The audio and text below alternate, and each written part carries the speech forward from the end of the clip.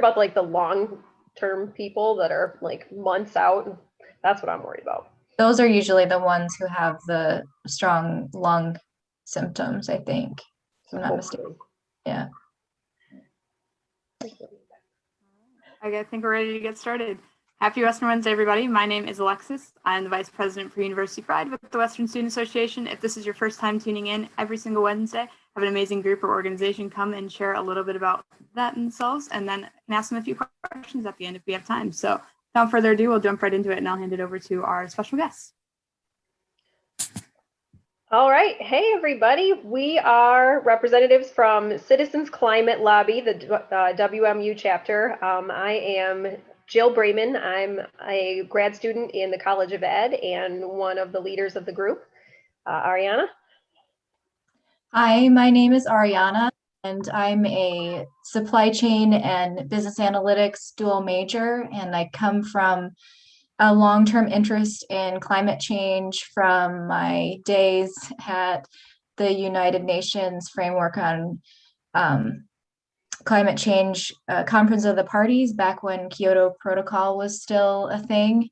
And now I've taken an environmental economics course, which has led me to realize that carbon pricing is a very actionable and measurable way to address climate change. So that's why I'm here today. John? Yeah. Hi, everybody. I'm John. I'm co-leader of the Western Michigan University chapter of Citizens Climate Lobby with Jill. And I'm so happy to have all of you here with me today. I'm going to go ahead and share my screen real quick.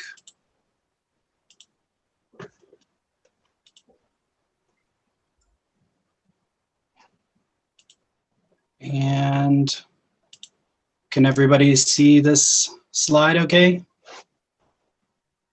Yes. Okay, perfect. Yeah, and let me again thank you all for being here. I know that you guys can probably all be thinking of things that you'd rather be doing than sitting and listening to a presentation today. And for that, you have my gratitude and appreciation. Thank you all for being here. So we are currently amid multiple global emergencies, and it's going to take all of us working together to combat climate change and create a sustainable and livable world. So our student organization, as I mentioned before, we're the Western chapter of CCL, and today we're going to talk to you about the Energy Innovation and Carbon Dividend Act. What I'm going to do is give you some details on what CCL is, and what our goals are. Then finally, we're going to give you an idea that we have. We want to propose a way that Western can start leading the charge against climate change right here and now on campus. But first, let's set the stage by reminding ourselves why it is so urgent that we take action as soon as possible. So, climate change is a real and existential threat to human existence. We have already seen evidence of what we are up against all around the globe, from wildfires in Australia to the erosion and flooding happening in Lake Michigan right here in our own backyard. Rising greenhouse gases interfere with the radiant cooling of the earth. This is causing energy to build up in the atmosphere. And this is kind of the underlying cause that we're seeing from all these environmental conditions that we're having right now. Also, just as recently as last week in Texas, the severe cold temperatures created a compounding effect in which one environmental disaster triggered an even more insidious effect. And I just want to share with you guys real quick this quick news video clip of a situation that affected the people down in Texas. The largest U.S. oil refiners released massive clouds of air pollutants into the skies over Texas last week, as one environmental crisis triggered another. Data sent to a Texas Environmental Commission show power outages from the winter storm forced the 5 largest refiners to emit nearly 337,000 pounds of pollutants. The power losses forced the plants to flare or burn gases to prevent damage to processing units.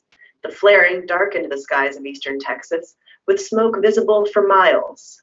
Data show the pollutants include tens of thousands of pounds of benzene, carbon monoxide, hydrogen sulfide, and sulfur dioxide. A researcher at advocacy group Earthworks said the releases could have been prevented by winterizing facilities. Final figures on pollution releases are due to be submitted to the state in 2 weeks. The extreme cold, which killed at least 24 people, knocked out power to more than 4 million at its peak and caused widespread water shortages for nearly 15 million people. President Joe Biden approved a major disaster. So as shown in the video, here we have yet again an example of fossil fuel companies protecting their own interests at the cost of the planet. This is a great example to demonstrate a core concept in climate advocacy. This concept is that the cost of fuel that you pay at the gas pump does not reflect the true cost of burning fossil fuels. If you are going to remember just one thing from today's presentation, please let that be your take-home message and spread that information to all of your friends and family members. I'll say it again. The cost of fuel that you pay at the gas pump does not reflect the true cost of burning fossil fuels. So the cost of pumping oil out of the ground and pumping gas into your car do not reflect the true environmental and social costs, and this is resulting in the destruction of our planet. The Intergovernmental Panel on Climate Change predicts that if warming exceeds 1.5 degrees Celsius, climate risk will increase in magnitude and could possibly set in motion irreversible changes like polar ice sheet collapse and the loss of coral reefs. In this graph, you can see the global mean surface temperature change over time, as well as the predicted future temperatures if human-induced contributions are not changed.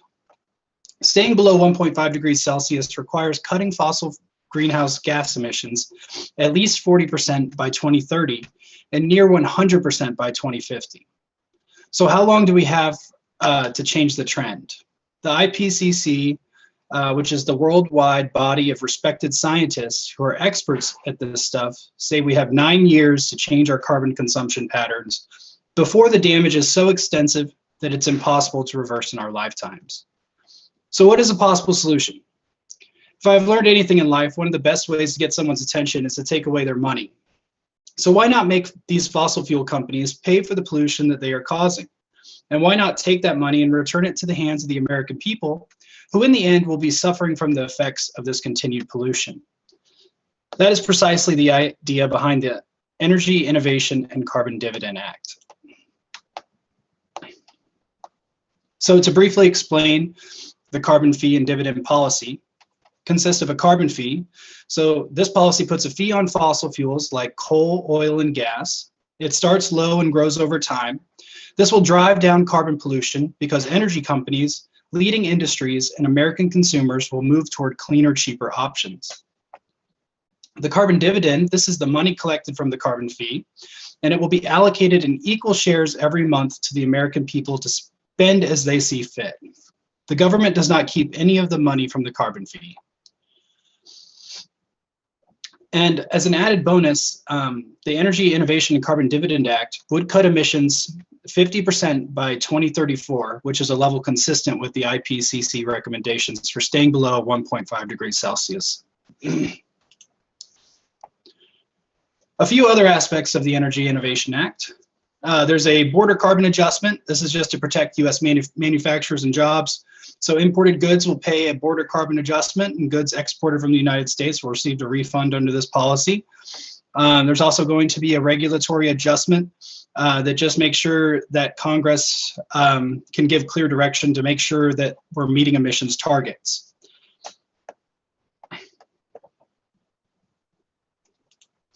Also, this is effective.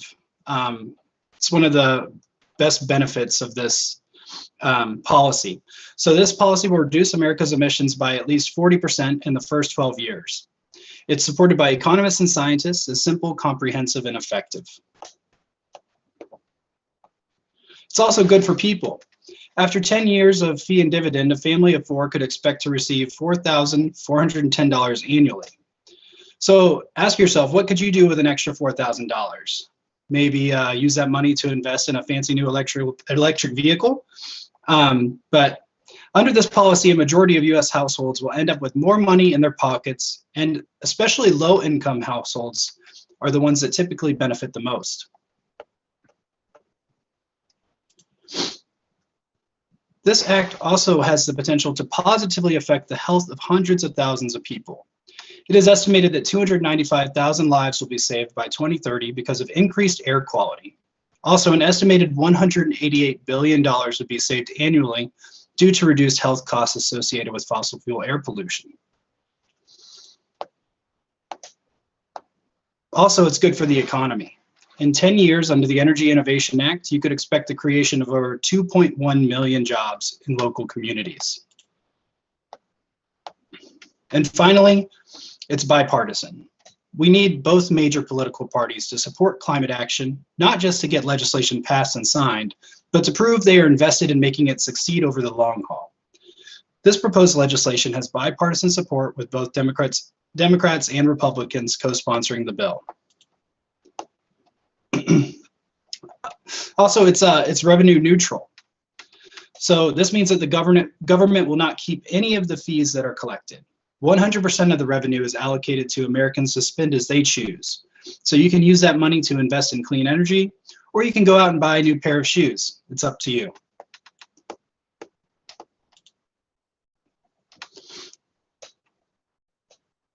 So if any of that sounds like a good idea to you, I ask for your help. We want to work with you and empower you to exercise your personal and political power. Please join us in building the political will for a livable world. And with that, I will hand you over to Jill, who will introduce you to some more details on the mission of Citizens Climate Lobby. All right, thanks, John. Let me go ahead and take over the screen sharing. I can figure it out. Sorry, just a minute. All right, so what is Citizens Climate Lobby? Uh-oh. Flip one more. There we go. All right, got it.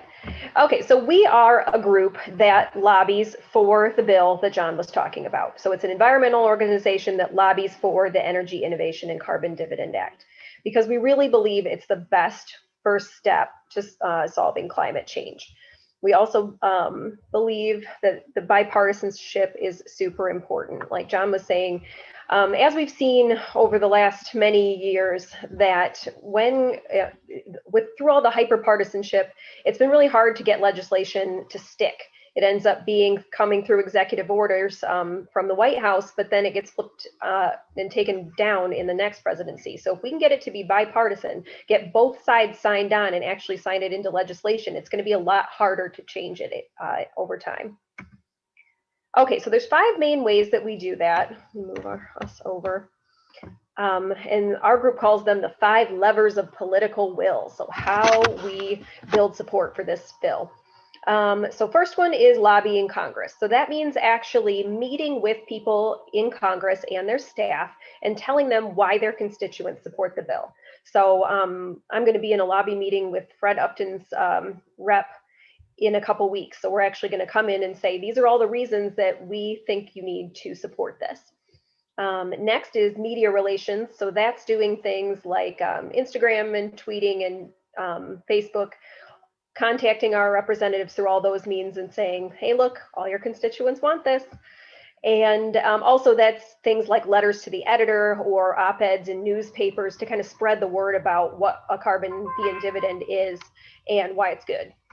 Next is grassroots outreach. So we finally, thankfully, gotten to the point where the vast majority of people know that climate change is real. We're done denying it, so that's the first step. But unfortunately, a lot of people aren't doing anything about it. They know it's real, they're worried about it, but they're just kind of sitting. And that's where I was too, because I didn't know what to do. I was kind of just, sitting there with my existential dread and not knowing what my options were. And that's what was great about Citizens Climate Lobby. When I found this group, it really gave me a way to feel like I was making a difference and actually actively helping the cause. And so that's the grassroots outreach, is finding people like me, people who are worried but don't know what to do, and getting them involved.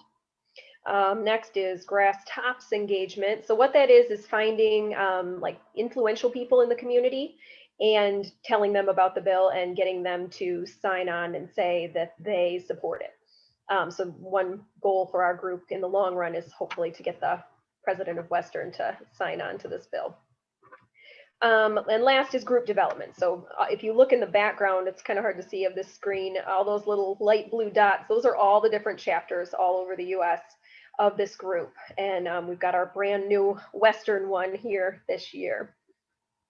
All right, so now we got to move over again. All right, so our WMU chapter, it does all those things. We're involved in all of those things that all the other nationwide chapters of Citizens Climate Lobby do, but we're also really active here at Western too. So we lobby for the bill. If you were to come to one of our monthly meetings, you might be calling Fred Upton, or you might be writing a letter to the editor, doing something along those lines. But we're also doing some stuff here on campus. So for instance, we're got some stuff going with Earth Day. We're going to be hosting a letter writing workshop for the virtual Earth Day event for Kalamazoo, and doing some tree planting. But our biggest project this year is we are advocating for internal carbon pricing here at Western. So we're not waiting for this nationwide legislation to get passed. We want Western to start putting a price on carbon in their own budget right now. And so Ariana's going to tell us a little bit about how we're trying to get that done.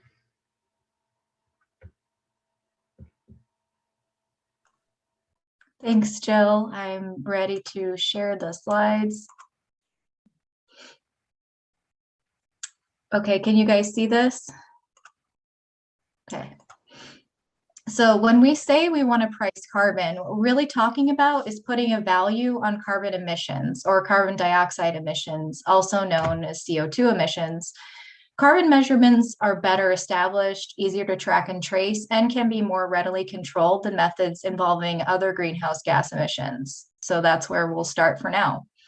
Leading economists recognize that putting a price on carbon is the fastest path to reducing carbon emissions.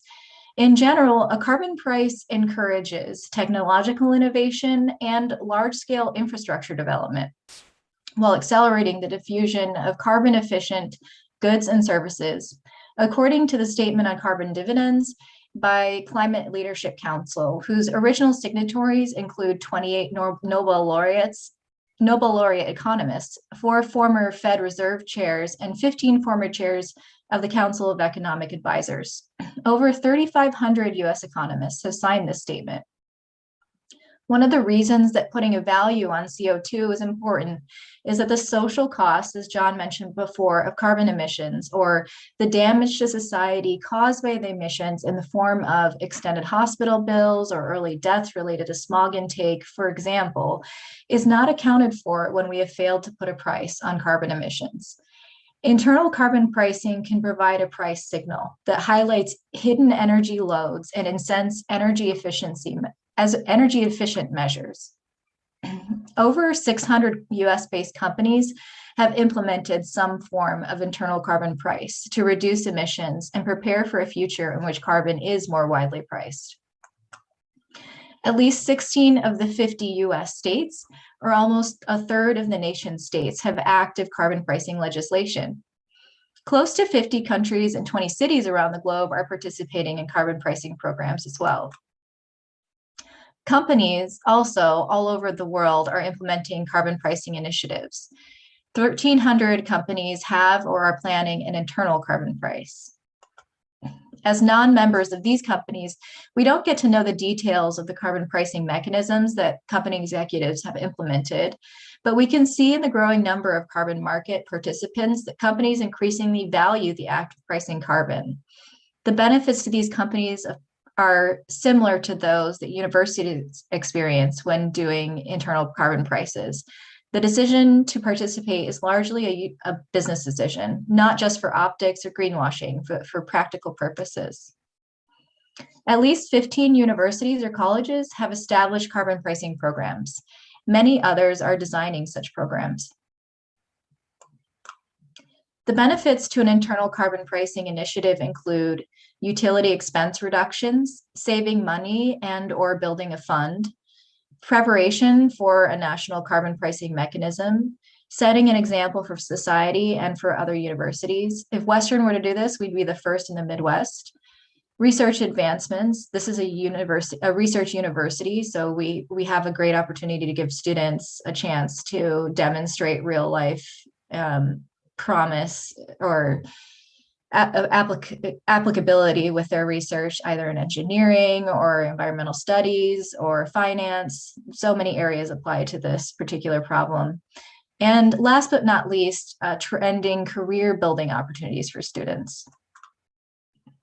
So universities interested in initiating carbon pricing are supported by the efforts and resources provided by Second Nature, a nonprofit started by some of the first schools to implement carbon pricing, including Yale, which recognizes the importance of the role of colleges and universities in leading the charge to price carbon internally before the market goes national. Western has a long-standing relationship with Second Nature, and we've gotten some great Second Nature awards. Due to its staggering work in sustainability, Western has previously been named a Michigan Green Leader and one of the nation's most responsible green colleges. So WMU is transitioning to the new Strategic Resources Management Budget model this year, which is a decentralized system that is suited to an internal carbon trading infrastructure. Each WMU college would be a responsibility center and in charge of its own pricing mechanism, energy tracking, bills, and buildings. Any price on carbon emissions that is over zero is an improvement. Benchmarks and recommendations are available to us as we consider and calculate the price to assign carbon emissions on campus. Until the carbon trading infrastructure is national, the campus price itself is less important than the act of monetization. WMU generates much of its own power through the Robert M. Beam power plant, which provides an excellent opportunity for energy conservation. The COVID-inspired population changes on campus provide a parallel impetus for optimization. The carbon charge method is most straightforward. It's the most straightforward type of university-based pricing mechanism. This is a method that is more appropriate for a university-wide scale like ours, where the billing structure is also decentralized. In this example, different colleges represented on this slide as buildings get charged for their emissions, and the charge is revenue neutral overall. All the funds are rebated back within the campus. If building A is performing about as well as the university average or benchmark, then the net of that charge and rebate is going to have no impact on that building's budget. If, on the other hand, the building emissions are increasing because its administrators haven't been watching its energy use, or the building has added some new energy using items, then building A will end up with a net charge at the end of the period. Or if the building is really invested in changing behavior or is invested in emissions reducing equipment, it'll end up with a rebate. All of the buildings, or in our case, colleges participating, then have an incentive to look for cost-effective emissions reductions. Thank you so much for attending this WMU CCL Western Wednesday. WMU CCL has something for everyone in terms of getting involved, from carbon pricing initiatives to on campus to campaigning nationally for the approval of the Energy Innovation and Carbon Dividend Act. We're available now or any other time to answer questions. Please take a note of our regular meeting session schedule on the next slide. For now, I'll let you know the next steps for the carbon pricing is to present to higher ups the university and to coordinate some retrieval of energy use data. Thank you. Thank you so much. I see that your meeting times are on there. Do you have a way for students to access? Are those listed on like Experience WMU, or where's the link for those? They are on Experience WMU. Perfect. Fantastic. Yeah, it looks like we have 2 minutes left. The question that I kind of ask every group that comes here is, if you were speaking to a student and they were like wanting to join your organization but didn't know how to get involved, or like nervous about the work that you all do or where they fit into it, what would you tell them? You want to lead that one off, Jill? Sure.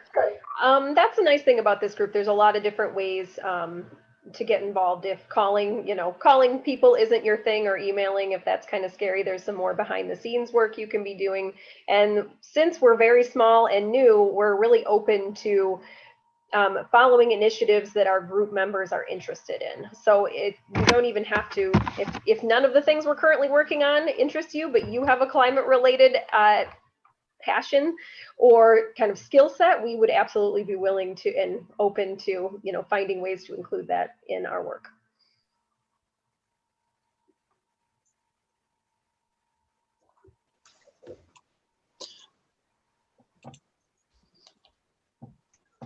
Yeah, and I could just add, for anybody that's out there that feels hopeless about climate change, this is a great way to feel empowered. That was a big reason why I joined. So, it's all about empowering you to use your, your individual power as a voter to influence political will. So, yeah, we'd be happy to have everyone join us.